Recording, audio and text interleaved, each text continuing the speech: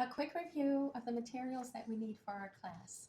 A printed photo reference on paper. If you have trouble printing your photo reference, please let me know. I will print it and I will bring it to class. These photos are cropped pretty close to the flowers. I have some examples on my website and I will provide a link if you are having trouble finding a good photo reference. Something very handy for when you're drawing is a stand that you can attach your photo reference to so that it's upright. We will be doing a little bit of drawing. For paper, you can bring your sketchbook or you can bring some plain paper from the printer. The only paper that doesn't work very well is glossy paper. For pencils, I tend to use these mechanical pencils. I also use a kneaded eraser. This one is blue, but normally they are gray.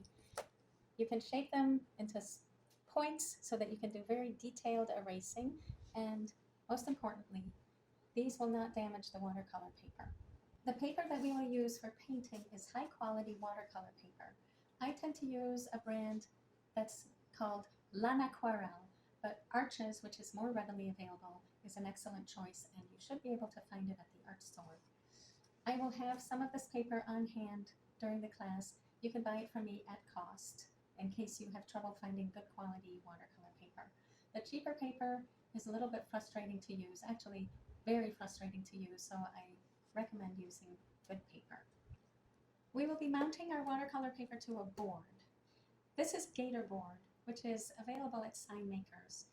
It's basically a waterproof foam core that's quite rigid.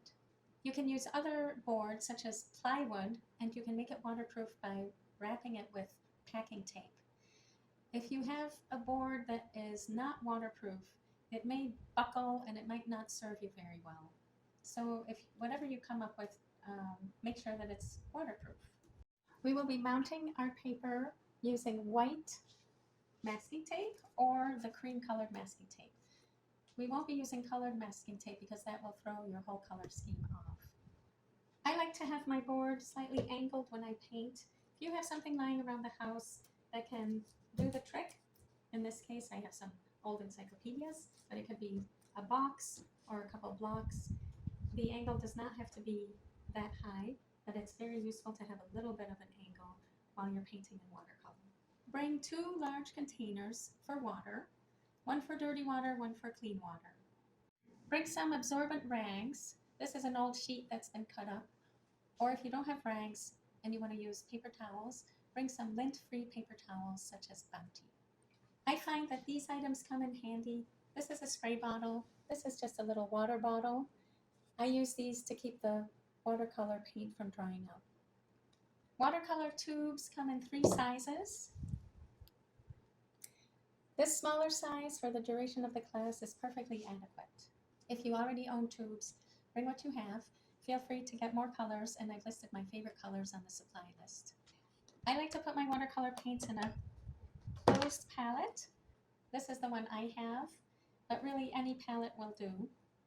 More importantly is an area for mixing colors, especially if you're using the tubes. I love to use this butcher pan. It's a metal enamel pan. It's pure white.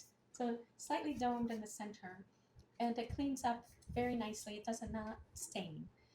And I actually have multiples of these, and I always mix my colors in one of these.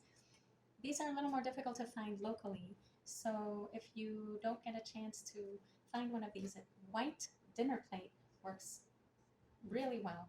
Basically, you're previewing the color before you put it on your paper, and the white surface allows you to see exactly what color you're going to use.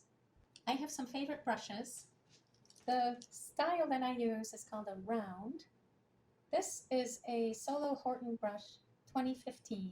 I have found that these are really good for holding a lot of water and keeping the point, and excellent control while painting. I highly recommend them. I also use these squirrel mop brushes. Watercolor brushes are very different from acrylic and oil brushes because they're soft, and we will work in layers, and as we create layers of paint, we don't want to disturb what we've already painted. And these soft watercolor brushes are very useful for that because we can paint over our layers and keep them intact.